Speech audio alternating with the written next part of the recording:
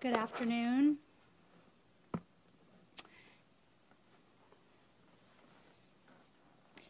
I want to thank members of the media for attending today. My name is Berkshire District Attorney Andrea Harrington. I am joined today by Detective Lieutenant Ryan Dickinson, the commander of the State Police Detective Unit, Assistant District Attorney Jocelyn McGrath. We also have with us today Miguel Estrella. She's here with her counsel, Mayor Tyre, Pittsfield Police Chief Mike Wynn, Lisa McHugh, the director of the Witness Advocate Program here in the District Attorney's Office, and Sadie Wolstensoom, who is our digital media evidence assistant, who is helping me put on a presentation today for you. Today, my office is releasing our findings of fact, conclusions of law, and our complete investigation into the shooting death of Miguel Estrella by Pittsfield Police Officer Nicholas Sandrini. I once again send my deep condolences to Miguel Estrella's mother, Marisol, his sister Elena, his brother, Jean Carlos, his extended family and friends for their terrible loss. It is important to acknowledge the trauma that Miguel's death inflicted not only on his loved ones and those who witnessed the shooting, but on the larger community, particularly on Black and brown people, those struggling with mental health, and on the West Side community. I set two goals for this investigation: to establish the facts necessary to determine if the police officers involved in Mr. Estrella's shooting acted criminally, and to provide Mr. Estrella's family and community with a comprehensive and independent accounting of the events that occurred on March 25th that led to Mr. Estrella's tragic death. The State Police Detective Unit assigned to my office conducted an independent, objective, and thorough investigation. The detectives canvassed the neighborhood multiple times and conducted dozens of witness interviews. The state police obtained video footage, reports on tasers and shot spotter data, hospital and autopsy records, crime scene photos and videos. They reviewed radio transmissions and dispatches and analyzed ballistics. We released our findings of fact, legal conclusions, and our complete investigation to the Estrella family yesterday at a meeting here in my office. We released the same information to Mayor Tyre and to Chief Wynn yesterday, and we met with them after we met with the family. Chief Wynn shared the findings and investigation with his officers yesterday. Today we are releasing a comprehensive report on our findings and our complete investigation to the public. I thank Detective Lieutenant Dickinson and his team for their work on this investigation. I thank my team for their assistance in putting all of the pieces together. I especially want to thank the witnesses who shared their memories and perspectives with the state police. We would not be able to provide these critical facts without their willingness to speak to detectives. You will see when you review their statements that the witnesses were traumatized by their experiences and all appear to be sincere and committed to sharing their memories to the best of their abilities. In order to protect the privacy of the civilian witnesses who assisted in this investigation, we address them only by their initials. I'm going to walk through an overview of the events of that evening, and then I will present our legal conclusions. I ask that you please rely on the written materials that my office has provided to you as the definitive facts.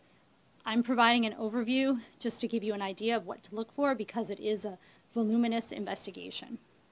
I also ask that you hold your questions until the end.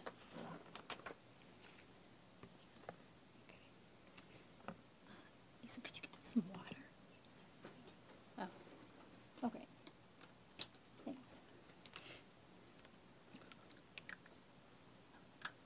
So, when we purchased our courtroom technology, we got this software called Crime Lines to use for jury presentations. So this is the first time that we have used this software, so we thought that this was a good opportunity to use it and also to share with you an overview of our investigation. Mr. Estrella's girlfriend described Miguel as a motivating person and a good person who worked for Habitat for Humanity, and that he would talk to half the police at the gym in the morning, and that he was cool with them. On Friday, March 25th, Miguel picked his girlfriend up to work at approximately 9 p.m. They returned to their apartment at 279 Onoda Street. Miguel began cutting himself on the face with a box cutter. He cut his face multiple times. He had cuts all over his face that were bloody, with little cuts that seemed like he was scraping. Miguel's girlfriend asked her friend to call an ambulance because she felt that he needs someone, a crisis team, someone. The sister of Miguel's girlfriend described an incident about a month and a half prior to the March 25th crisis when Miguel was drinking. He broke a bottle off his head and he's cut himself. At that time, Miguel objected to the girlfriend's sister calling the police and saying something along the lines of they were going to have to kill him. Miguel's girlfriend was able to calm him down during the prior incident and brought him to a friend's house to spend the night. So we're going to play the first 911 call that came into PPD the night of March 25th. Hello? 911 emergency. Hi. I'm calling because I need an ambulance. So, okay, what's the address? 279 Onoda. Okay, I can't send an ambulance to something Onoda. Well, do you know the exact number, or? Actually, I'm sorry, alright, I'm sorry. She said she's got a ride. Alright, so my friend just asked me to call you guys. Oh, okay, you're not there. Okay. Yeah, no, I'm not there. But she has a ride already. She said it's fine, I guess. That's what she was texting me. She said she got a ride. Alright, I'm sorry for bothering. Just let us know if you need us. Alright, thank you. Sorry about that. No problem.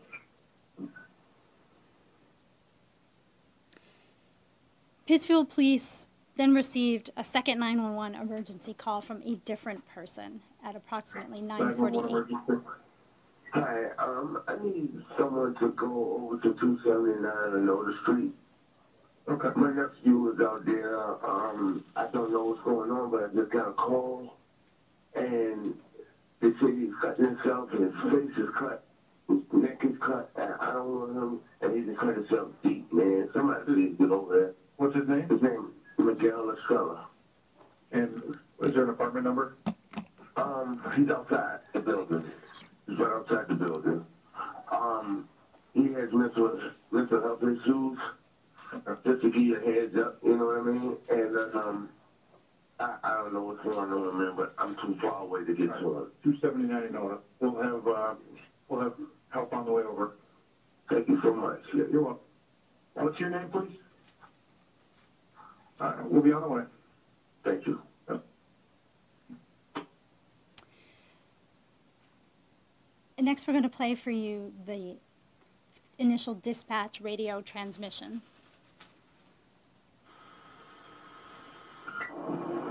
Headquarters to 303-056.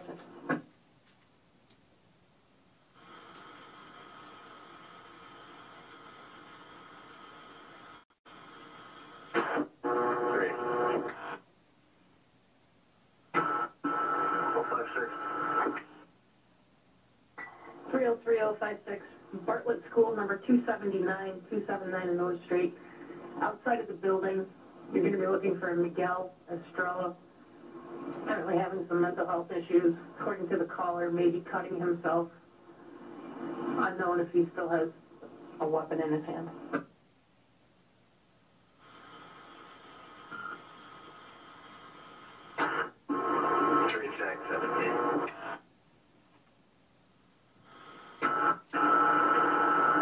Received. Do we have a description, clothes or anything?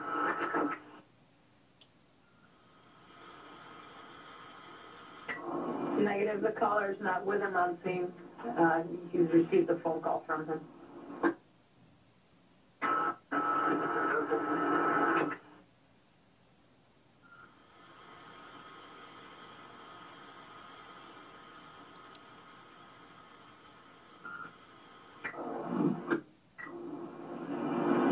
Yes, responding to Onoda Street. The registry has him in apartment 208 at 279 Enoda if you don't locate him outside. And he is a 22-year-old Hispanic male, dark skin, 6 foot tall.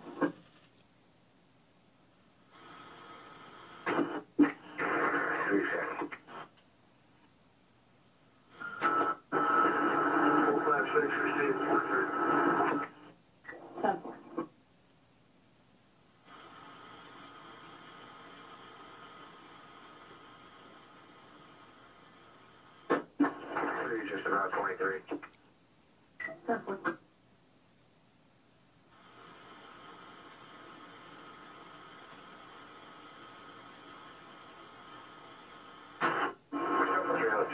Can you just send EMS for possible laceration? 10-4 laceration where?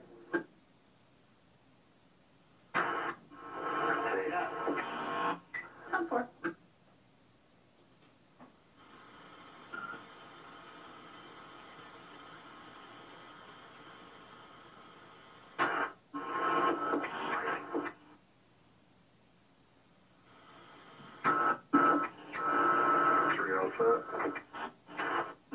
We're all set.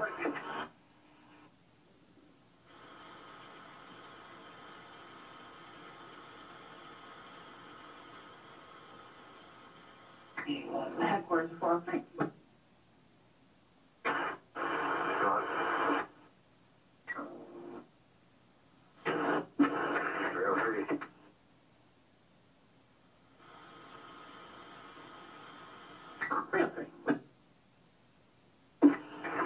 For that first call, it's going to be a refusal for medical treatment. The control party's girlfriend is going to be on scene with him for the rest of the night. No statements were made. We'll be taken from that. From on 42 West Union at Indian Mass at 222 Zulu Kilo 4. 10-4, 056.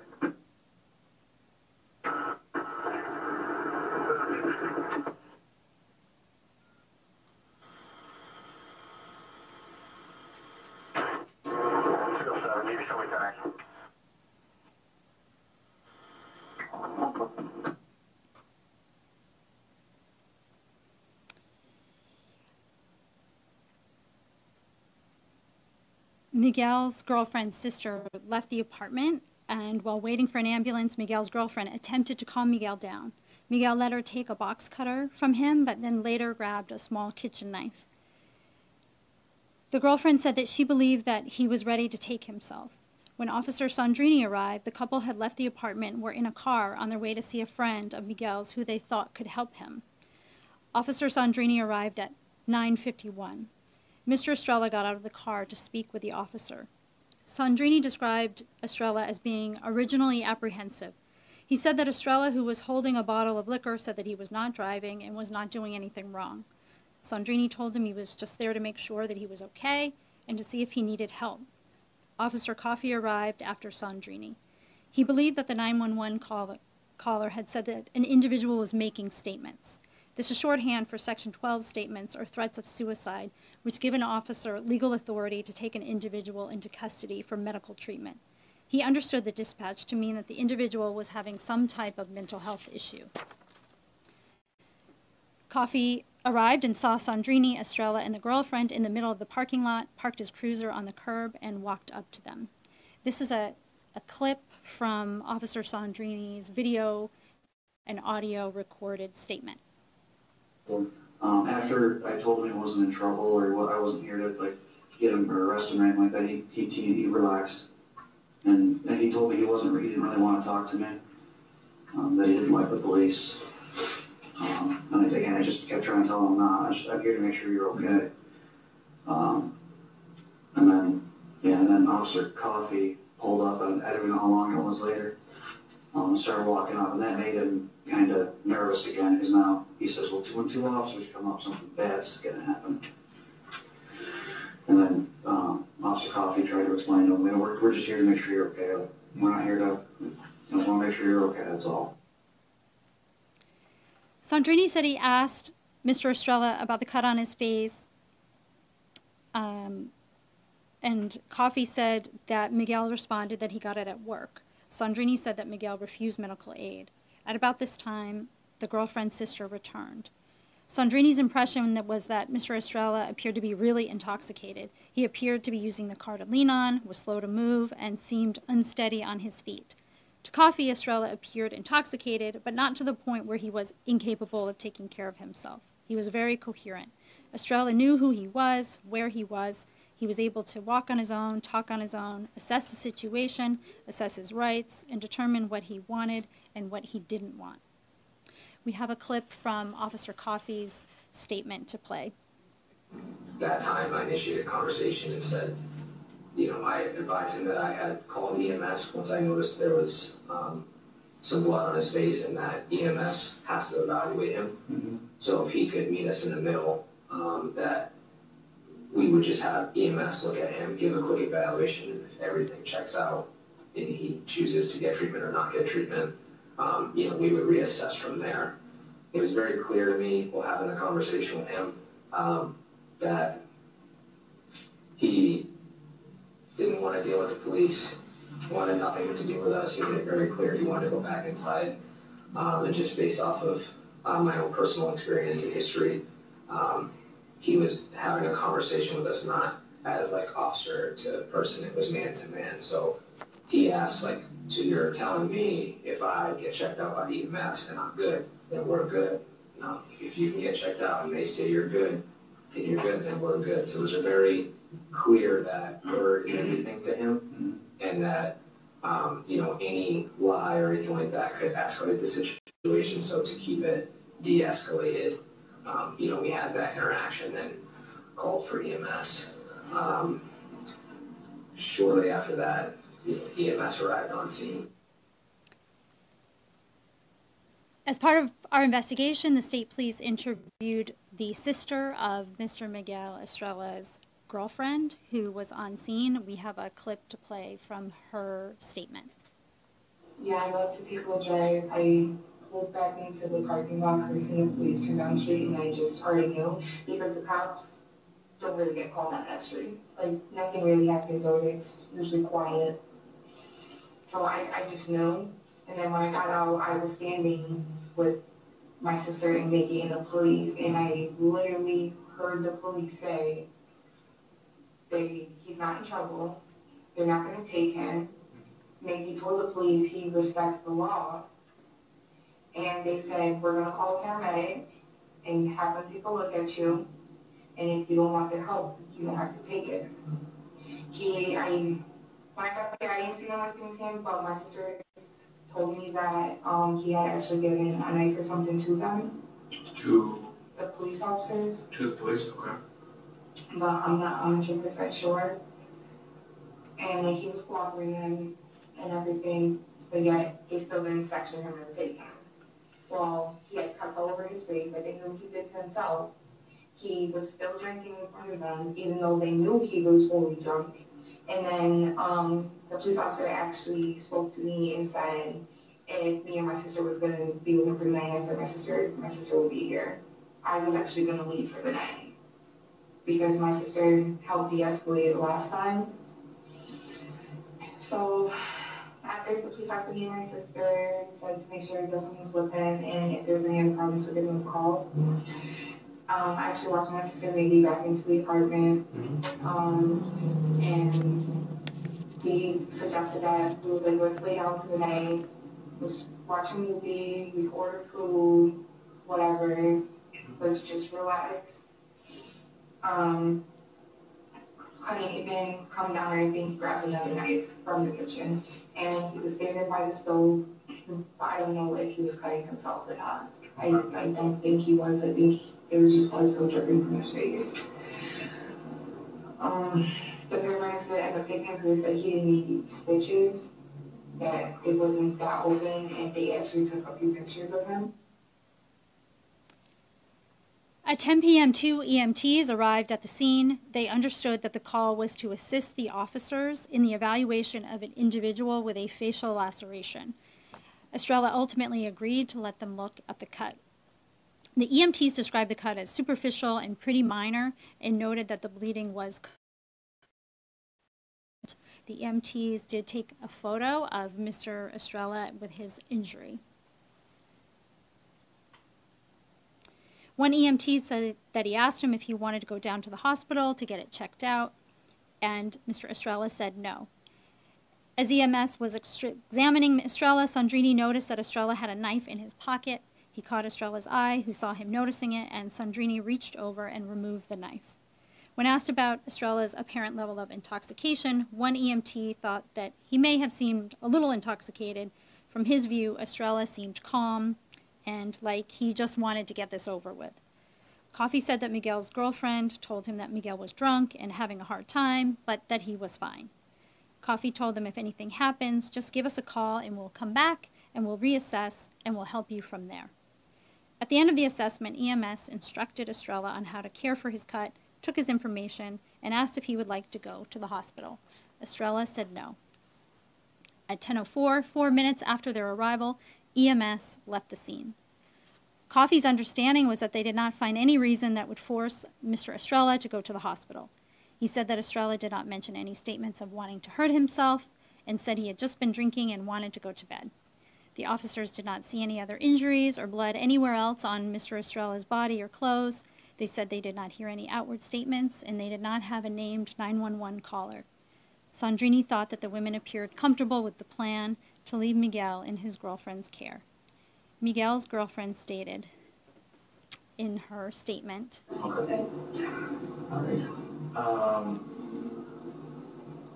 Were you aware that they were all coming, though? I wasn't aware the ambulance were coming. Okay. So they didn't do the EMTs didn't do any treatment? I don't even recall them even, looking at them? Okay. They had What they said was that we're supposed to personally take them, and we're not going to. We're going to leave them in your care. Who said that? A light-skinned cop. I believe Police officer? Yes, Okay. I believe he was there the second time when the shooting happened, next to the white cop. Okay. I don't remember his name. That's I don't mean to say it like that, but. No, that's all right. So going back, I mentioned EMTs, he gave them the knife, so they had to be pretty close to him. And then, did you observe anything then?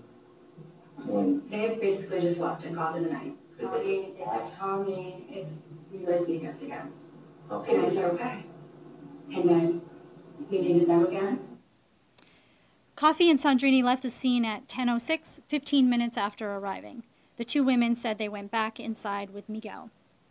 At approximately 10:10 p.m., another call came into PPD. 911. Hi, you guys are just at 279 Noda. This is fine. You guys are just there with her. She wants you guys to go back. She just didn't want to, upset them in front of you guys and stuff, but she's asking for you again, and she told me to definitely call you guys, because you need to be taken to a hospital. Okay. Do you know where apartment is? Oh my gosh, no, I know it's the second floor, so it's the first apartment to the right-hand side, second floor. How long ago did you speak to her? I just got off the phone with her. Yeah, she was just call him. She was trying to avoid him, but he definitely needs to be seen by a doctor. We'll get him back over there. All right, thank you. Yep. And we have a compilation of the dispatch from that evening that we're going to play for you.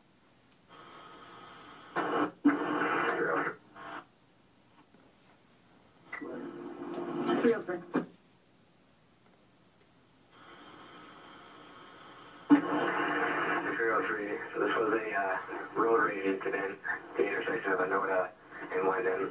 I spoke to both parties. The verbal to the operator will be tonight. 10-4-303-056, if you head back over to Bartlett School, apparently as soon as you left, he started to make statements and in crisis, apparently, according to the caller.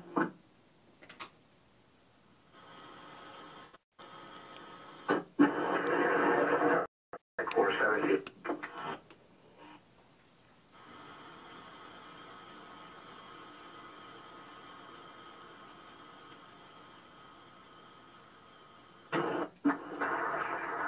I'm just about 23. What's the status on EMS? Are they have any units available?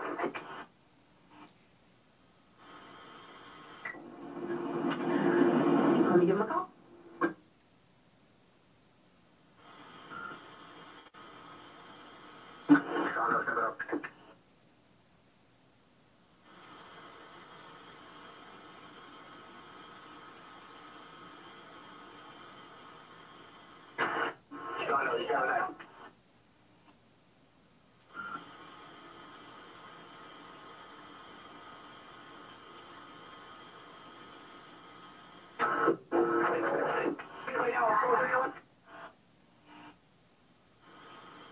Oh, 53.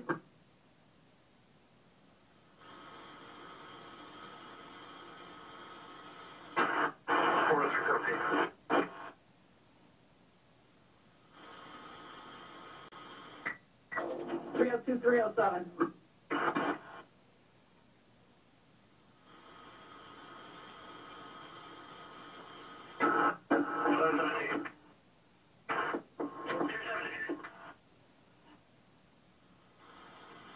Headquarters to 300. 17. That's one. Clear the air.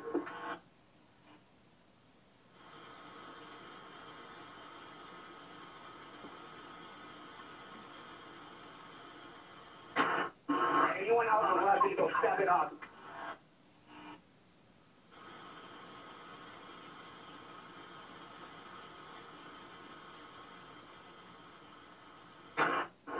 Go through, you bring them.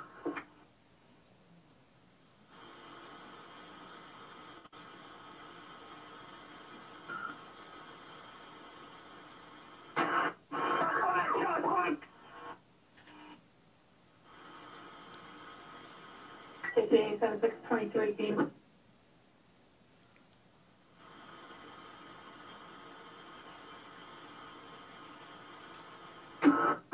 Don't find 3 rows to the ambulance. 430.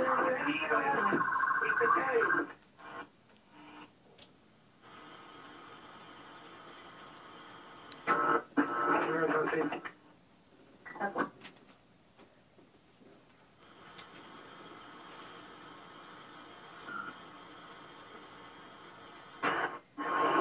I got no street blocked up with you.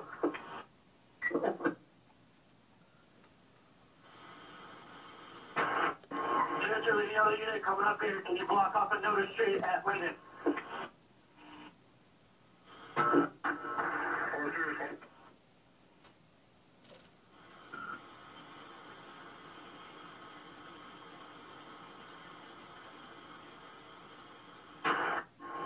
The ambulance is clear to come up as soon as can. 10-4.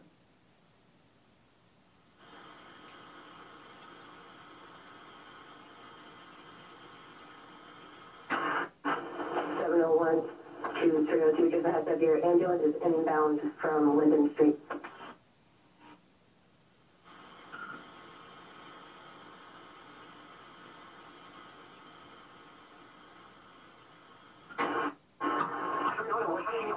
Ambulance in fire, get over here. Ambulance just lost Costanzo.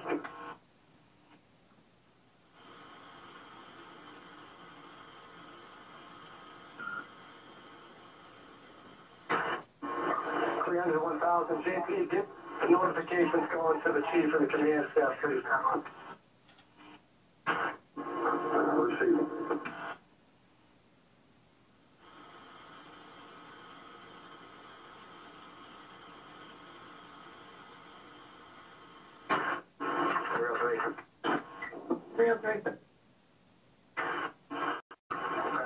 Let them know we're coming.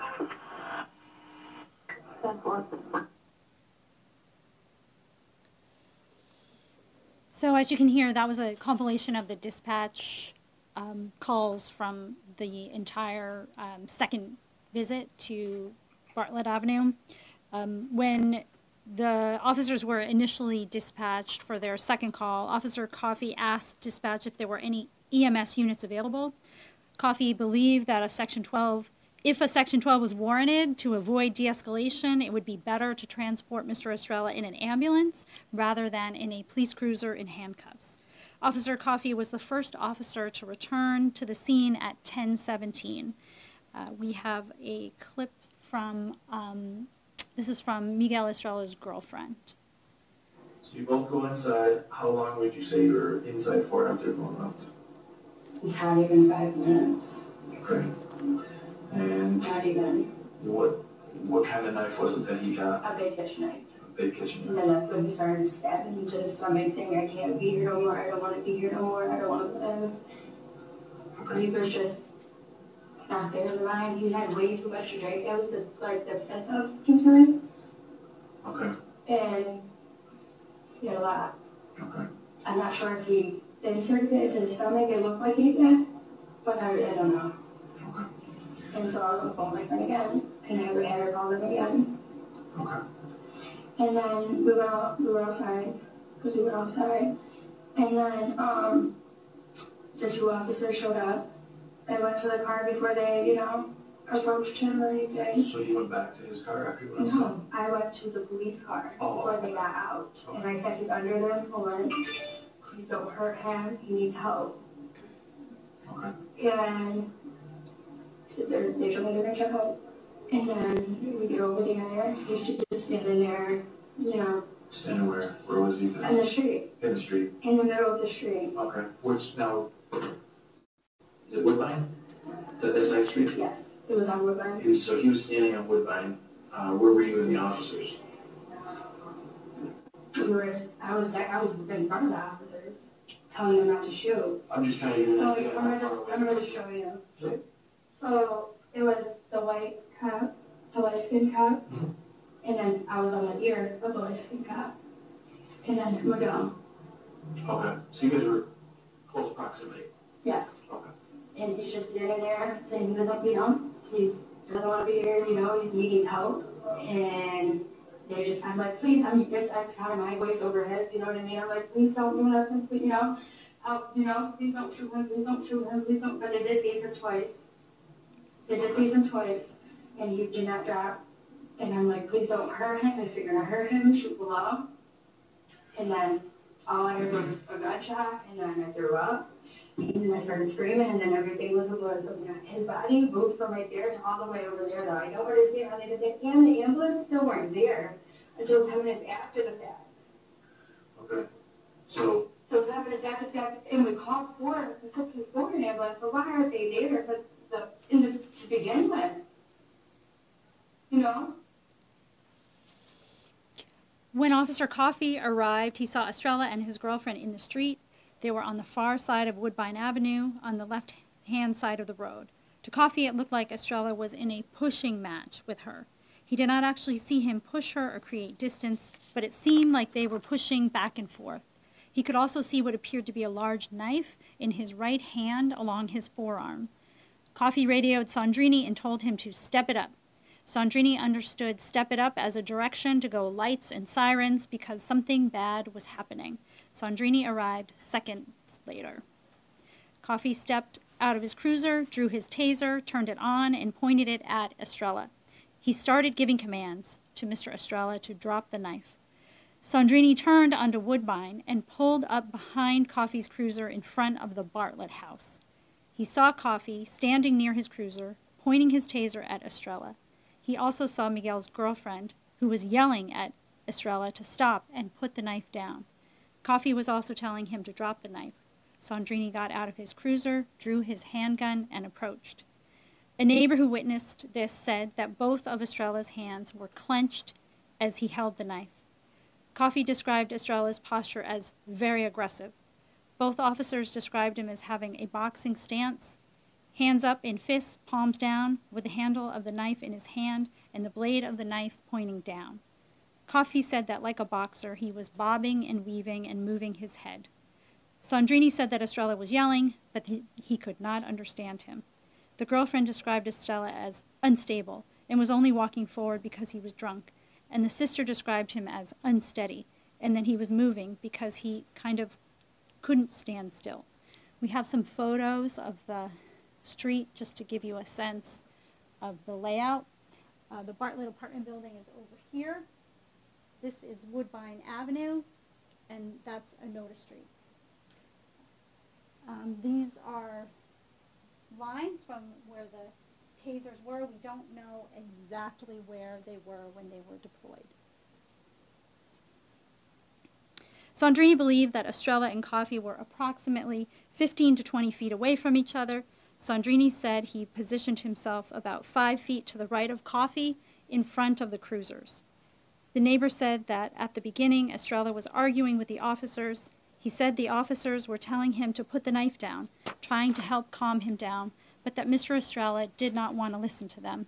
He said Miguel's girlfriend was on the other sidewalk, telling Estrella to calm down and relax and to stop doing this, but that he was not listening at all. As he moved, Mr. Estrella had begun closing the gap between him and the officers. The girlfriend got between them and tried to stop him, but he kept moving. The girlfriend was now positioned right in front of Coffey, and he kept pulling her back with him. Coffey said Miguel raised his posture and had the knife a little higher than before. Coffey pulled the girlfriend back again and deployed his taser. He estimated his distance to Mr. Estrella as 12 to 15 feet. We did recover the knife at the scene. It was recovered in front of that house at the end of the street. That's the knife in the street. And that's a close-up of the knife. After firing, Coffey saw Sandrini on his right side, approximately 5 or 10 feet away.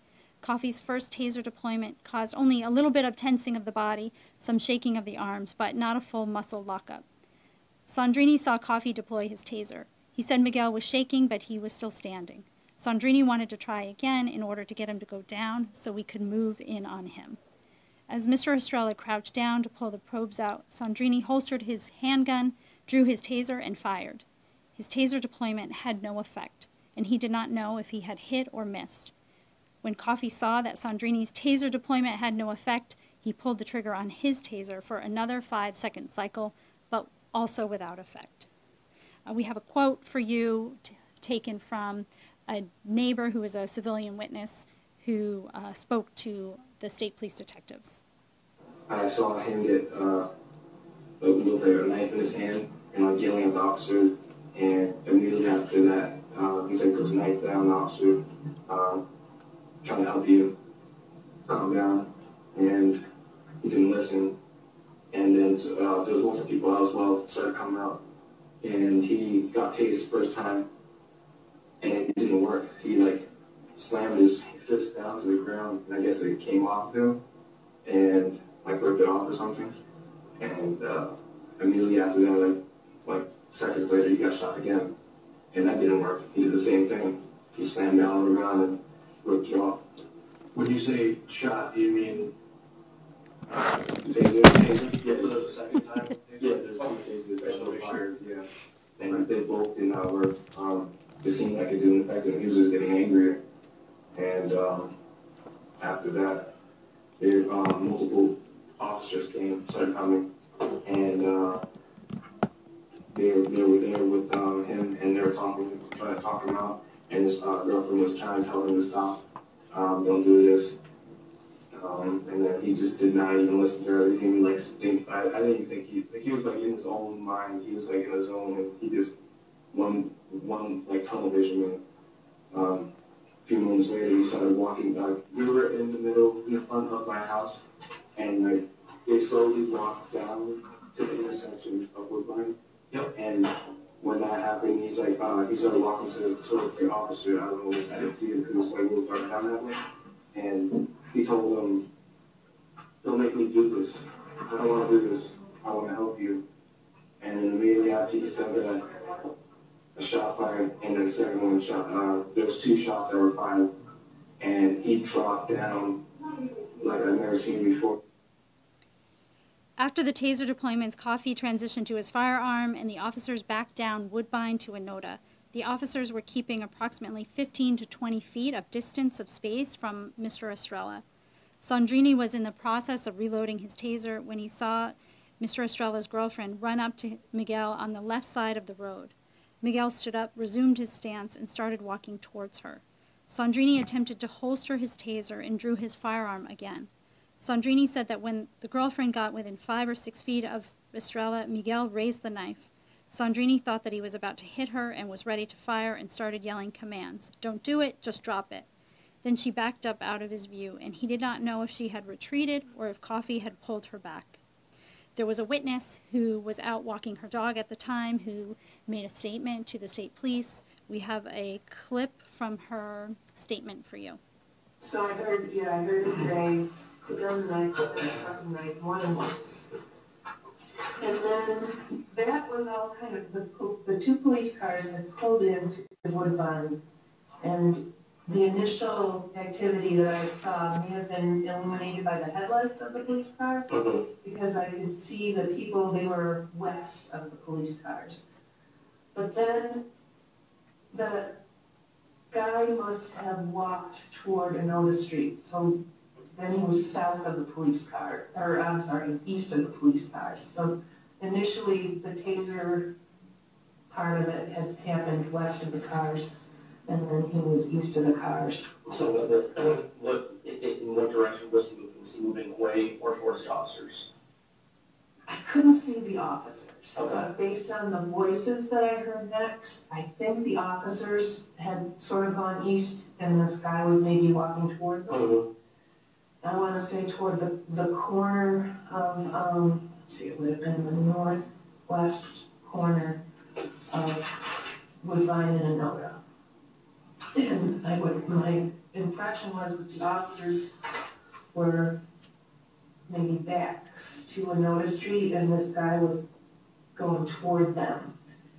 And I could only see the guy. Okay. And this big guy with the black t-shirt. And were the officers saying anything at that point? Yeah.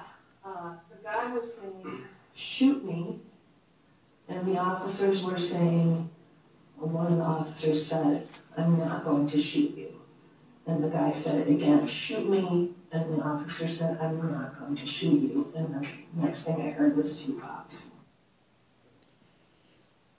The neighbor told a similar story to the dog walker, saying that Estrella started walking towards the cop down to the intersection of Woodbine and Anoda. He said Estrella and the officers were dispersed like a triangle, with Mr. Estrella in the middle. He said Mr. Estrella was pretty much telling them to back up, and he was backing up, and the officers got into the intersection area, so he couldn't back up anymore. The girlfriend's sister said that after the officers tased Mr. Estrella twice, her sister begged the officers not to shoot Estrella. She heard Coffey telling Mr. Estrella to just give him the knife, to put the knife down, and he repeatedly said, "You don't want to do this." She said Coffey was trying hard to actually talk to him and try to, get him to calm down. Sandrini said that Estrella was yelling and advancing, not fast, by zigzagging between him and Coffey. Estrella would walk, then stop and start yelling, kind of like psyching himself up, then appear to stab himself in the thigh. Then Miguel moved toward the officers again. The girlfriend was near Coffey, pleading with the officers not to shoot Estrella. Coffey said that she was constantly engaging with him, verbally and physically. Sandrini saw that Coffey was trying to hold her back with one arm, and he had his handgun out with the other arm. Coffey kept telling her to just please stay behind him so that he could try to help Estrella, but she kept coming in front of him, and he had to keep pulling her backwards. We have some additional scene photos. So this photo is taken, this is Anoda Street, and then that's Woodbine, and Bartlett apartments are right there in the corner. And there's the Bartlett Avenue apartment building. The witness who was walking her dog heard one of the officers say, "We just want to get you some help," or "There's help for you." Estrella was on the edge of Anoda, and the officers were in the middle of the street, right at the double yellow divider. Coffey said that as they were in the road, continuing to try to back up, a car drove by us at a very high rate of speed, going north in the right lane of Anoda Street. He thought that all three of them almost got hit. The girlfriend was on Coffey's left, and Sandrini approximately 5 or 10 feet to his right. Sandrini said that Estrella stepped on the side of Anoda and for the first time started talking directly to Coffey. He said to Coffey that this is what the officers wanted. The officers wanted to shoot people like him. Coffey felt that Estrella addressed him specifically as a minority and also a man of ethnic background. Coffey begged him to put the knife down. He told him that EMS was on its way and any minute, and that he could get the help that he needed. While Estrella was talking to Coffey, Sandrini saw that he was engaged and not moving, and he thought he might be able to reload his taser and attempt another deployment. When he reached for his taser, he realized it was not in its holder. Coffey said that at this point, that they were just begging him to please drop the weapon. Sandrini said that after Estrella talked directly to Coffey, Miguel yelled and attempted to stab himself in the stomach. Coffey said that he raised the knife to forehead level, and he bent over, did the whole motion, and he stopped. Then Estrella very quickly shot up, returned to a fighting posture, faced Sandrini, and advanced on him rapidly. Miguel took quick steps, faster than before, and held the knife in his boxing stance, with the palm down grip. Sandrini said he thought that they were 10 feet apart when Estrella started walking towards him. Estrella took a step towards him and then another step, and that is when he fired twice. He thought that Estrella was about 6 feet away from him when he fired. Mass State Police Ballistics Unit did testing, and based on the gunshot residue on Mr. Estrella's clothing, they determined that they were up to 84 inches apart, which is 7 feet apart. The neighbor also said he heard Sandrini say, "Don't make me do this. I don't want to hurt you. I'm trying to help you."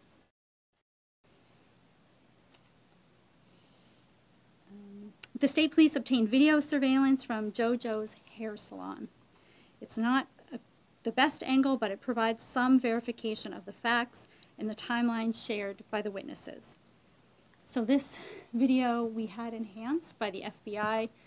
So the pieces of the video that are important that we want to see are clearer. It makes the rest of the video a little bit cloudy. It's going to be difficult for you all to see back there. We do have that on the flash drive that we provided, but we can dim the lights if you want, and you're free to come up closer if you want to be able to view the video.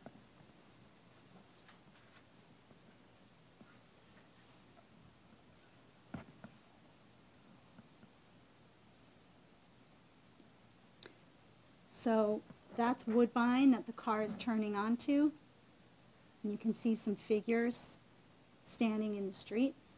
This is Onoda Street. You can see the dog walker about to cross Onoda Street. This is the first police car arriving.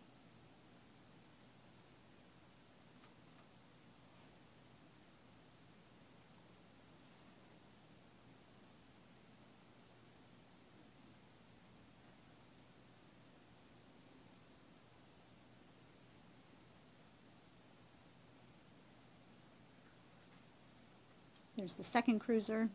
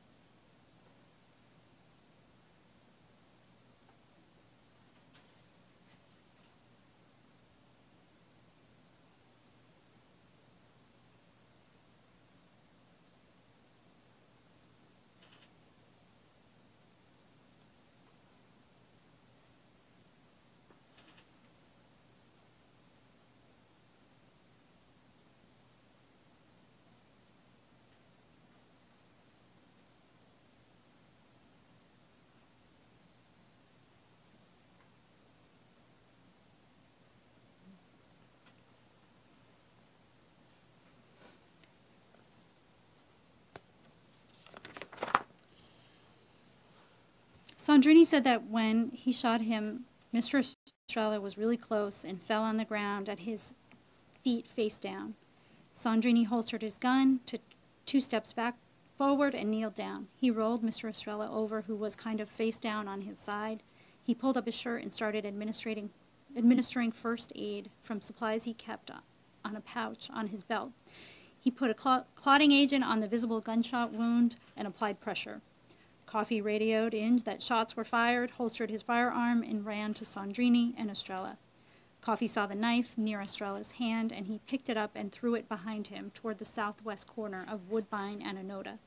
Sandrini administered aid until Lieutenant Bradford instructed another officer to take over. Sergeant Parisi and Coffey delivered aid to Estrella until EMS arrived. EMS arrived and saw 2 officers tending to Mr. Estrella lying on the ground and were informed that he had been shot. They saw that he was unresponsive, but that he had some chest movement suggesting that he was breathing. Mr. Estrella had 2 gunshot wounds in his upper right chest area, and the officers were holding pressure to those wounds. EMS moved him onto a stretcher, but while he was being loaded into the ambulance, he stopped breathing. They performed CPR on Mr. Estrella while they were driving to the hospital. Despite attempted emergency surgery at the hospital, Mr. Estrella died as a result of a gunshot wound around 11:20 p.m. As part of police policy, both officers were taken to the hospital from the scene for a full assessment. Neither had any injuries. Sandrini's firearm and duty belt were secured by another officer at the hospital. Coffey's firearm and duty belt stayed in his possession until they were inspected by a trooper from ballistics later that evening. My office has placed a high priority on providing a detailed and objective criminal investigation, as this is a matter of public trust. I am confident that we've exhausted all investigatory avenues to ensure full transparency as to the events of that evening. The facts that we have gathered demonstrate that Officer Sandrini acted in self-defense when he shot Miguel Estrella.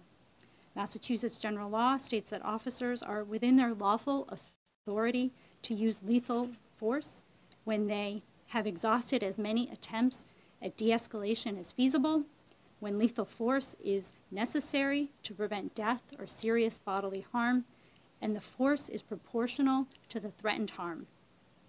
The third-party eyewitness reports demonstrate that the officers provided numerous verbal warnings, created distance, and called for additional resources to help resolve the incident in attempts to de-escalate. The taser evidence shows they attempted less lethal force. The video shows that Mr. Estrella's movement toward the officers and the knife found on the scene is a proportional threat to officer safety. These elements are well established in law. The facts discovered during the course of this investigation do not establish probable cause to charge the officer, nor would the Commonwealth be able to meet its burden of proof beyond a reasonable doubt required for a criminal prosecution. These are sad and tragic circumstances, but they are not criminal in nature. Mr. Estrella and his family have suffered an injustice. Many systems failed Miguel Estrella. He did not receive the mental health services that he needed.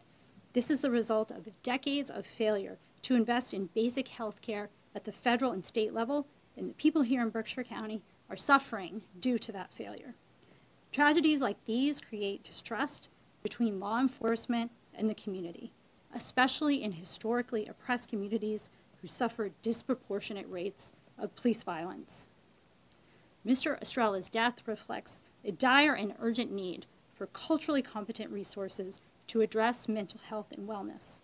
I'm calling on the legislature to provide this community with resources for mental health treatment that recognize cultural differences and attitudes towards mental health, communicates effectively, and understands the complexity of how someone interacts with others based on their experiences. I hope that my office's investigation supports stakeholders to come together to identify procedural and systemic reforms that promote the health and well-being of our community and prevent tragedies. I would like to use this opportunity to highlight the availability of the newly launched 988 hotline. It offers long-term hope to transform mental response. The 988 Lifeline is a national network of over 200 local independent crisis centers equipped to help people in mental health-related distress or experiencing suicidal crisis via call, text, or chat. The 988 Lifeline provides free and confidential support to people in suicidal crisis or mental health-related distress 24 hours a day, 7 days a week. Numerous studies have shown that most callers are significantly more likely to feel less depressed, less suicidal, less overwhelmed, and more hopeful after speaking to a 988 Lifeline crisis counselor. I want to express my thanks and appreciation to the staff here at the Berkshire District Attorney's Office, to the Berkshire State Police Detective Unit, the State Police Crime Scene Services Section, the Firearms Identification Section, as well as the forensic scientists attached to the State Police Crime Lab. I thank the Pittsfield Police Department for their full cooperation with this investigation, as well as the Berkshire Special Response Team, the Berkshire Sheriff's Office, other EMS and public safety agencies who responded to the scene and assisted in this investigation. Finally, to Miguel Estrella's family, I'm very sorry for your loss. Miguel did not receive justice, but he will not be forgotten. My hope is that our community uses Miguel's memory and these shared set of facts to lead us to solutions that will ensure that every person in our community gets the help that they need when they need it. Okay, Alina Estrella would like to make a statement. She will not be taking questions, but when she is done, I will take questions.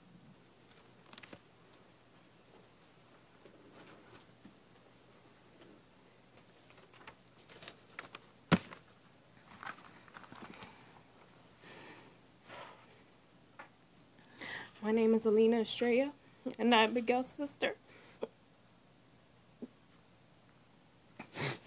I have a short statement on the behalf of the family, and I won't be taking any questions today. You can contact David Guerrero at survivorstay.org, number 617-548-4981 for future contact with the media. We're feeling so much hurt and pain, but we want to thank the people in the community for their support, the DA for allowing me to stand up here and speak, and the state police for their findings. Miguel died because there's something wrong with the way that we deal with mental health crisis. He was cutting his the bottom. That's why the police were called the first time. The person who called 911 said he had been cutting himself and he had mental health issues. About the first encounter, I cannot help but wonder whether the police should have taken him to the psychiatric ward. Why wasn't the mental health professional who works with police department there? How can calls for help during a mental health crisis end up in the person needing help getting shot and killed? The calls went out not because Miguel was threatening anyone else or because others were scared for their own safety, but because others were concerned that Miguel was hurting himself. Clearly, this was a mental health crisis. Every day we still think about the what ifs. What if Miguel had been assisted by a mental health professional who was trained in de-escalation? What if the police had been more proactive in getting Miguel the medical help that he needed that night during the first encounter, even if he had denied cutting himself or wanting to hurt himself? We need to do better. We need to answer these questions so that this doesn't happen to anyone else. Miguel was a kind, big-hearted, complicated son, brother, and more so to many of us. He loved his friends. He loved his family, his girlfriend, and his mother very much. Miguel cared about us and his community. He did work for Habitat for Humanity and encouraged those to do better. He had stumbles, but he tried to stay positive. Miguel was becoming the change he wanted to see in his community. This loss didn't just affect his family and friends. It affected his colleagues, his community, and this is how he wanted him to be remembered. Thank you for your time. Thank you, Alina. Okay, I can take questions. I'm sorry, I don't know your name, sir, with the blue shirt and the mustache. Matt Martinez, the Berkshire Eagle. Wanted to find out when exactly the district attorney's office made the determination that Sandrini acted in self-defense. Well, I mean, this is, we conducted our investigation over the course of months, and as we developed the facts and researched the law, then we, came to our legal conclusions. I don't know that I could give you an exact date on that. Brittany? Brittany Polito, Berkshire. So I just have a question in regards to the preliminary report that came out that stated that Miguel did not meet the criteria of a person in crisis. Is that still the determination with the final report? So that particular determination was a report that came from the Pittsfield Police Department, and that is based on Pittsfield Police Department policies. That is not an issue that my office considers or looks at, because those are not our policies. Our legal conclusions determine whether or not this was a crime and if we can charge the officers. So that was our analysis. We did want to provide a full accounting and complete details so that the police department, the city, the community, mental health providers can look at these facts and determine what is the best course of action moving forward. Thank you. Nancy. Two questions about the police and one about your report. About the police, do you feel that the police should have 24/7 co-responders? Well, I definitely believe that we need to provide a different system for responding to people in crisis. And whether or not that means 24/7 co-responders, then, or if it means some other model or avenue, I can't say definitively, but I have been on ride-alongs with the Pittsfield Police Department and with the co-responders, and I was on a ride-along and I did see somebody who was Section 12, and it does seem like a very effective program. Another question on the police, do you feel that they should wear body cameras? I am fully in support of police wearing body cameras. As a prosecutor, we appreciate the evidence that we receive when police are wearing body cameras. There are departments that we receive body cam footage from, and we always want more evidence, and we believe that they're very helpful. So we encourage all of our law enforcement partners that we work with to wear body cameras. About the report, this is a very significant report. Why was it released on a Friday afternoon? We really wanted to get the information out to the public, and this was just the best day that worked for everybody's schedule. It was not any other reason than that. Yes, sir. The initial report was sent back by Chief Wynn, the internal investigation. The Berkshire Eagle reported that for a week. They continued to work on the report to make it compliant with the 2020 Justice Reform Act. What exactly changed and why between the initial report and the revised report? Was it the facts that were augmented, or what? What exactly happened there? Well, I appreciate the question, but my office didn't prepare the Pittsfield Police report, and we really had nothing to do with it. The initial report as well as So what I provided to you today is the investigation from my office. I did not provide anything from the Pittsfield Police Department. Investigation or the initial internal affairs report. I did receive a detailed report from the Pittsfield Police Department with exhibits, but I'm sorry, I'm not sure if it was the initial report or a second report. It was not something that really was all that significant to me because we were doing our own investigation. I can tell you what we did rely on from the Pittsfield Police report was the taser report, but all of the other pieces of the investigation we developed on our own. Thank you. Okay. Brittany. I have two more questions. So the first one is, was there a determination of how many times Miguel was hit with the taser? Well, he did have a probe in his neck, so we know that he was hit at least once. Okay, in his neck. Yes. Okay. Yes. But he could have been hit an additional time as well. Okay.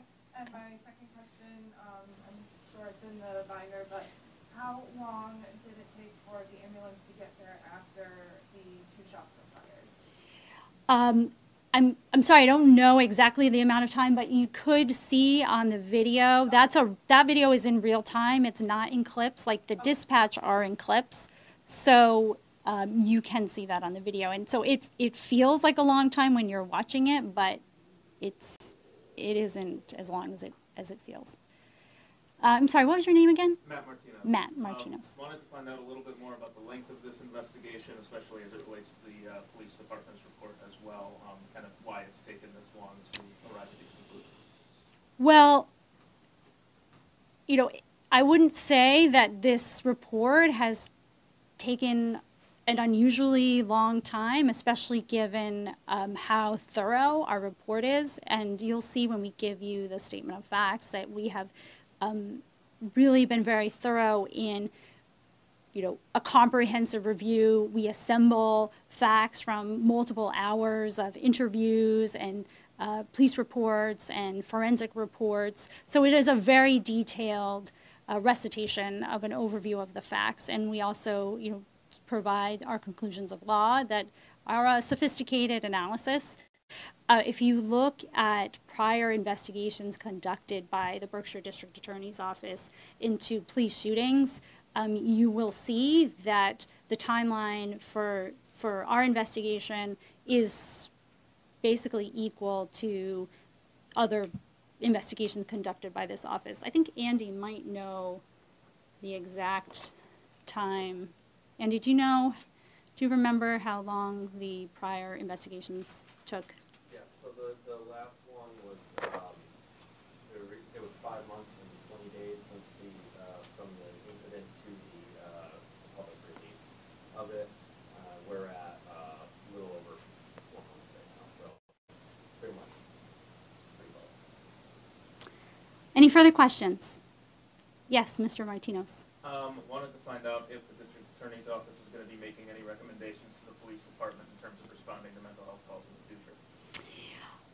Well, I am not an expert in responding to crises or in responding to mental health situations, but I certainly am a partner in ensuring the health and the safety and well-being of people here in the community, and I would like to be helpful in the process of determining and making sure that we improve our responses. So I regard myself as a partner and a convener, and certainly want to support the police department and the community on the west side, the Estrella family, in moving forward. And we have started to make contact with healthcare providers here in Berkshire County to get a sense of what kind of resources are available and what kind of resources can be made specifically for culturally competent mental health care in the west side of Pittsfield. And we will continue doing that work. Yes, again. Probably my last question for you, but sure. Wanted to talk a little bit more about proportionality of force. I know we saw a close-up of the knife that was used and used to justify essentially the self-defense. Wanted to ask, a little bit more about how that determination is made in the investigation, as well as, for example, if Mr. Estrella still had the box cutter on his person instead of that kitchen knife, would there have been a similar ruling in terms of proportionality of force?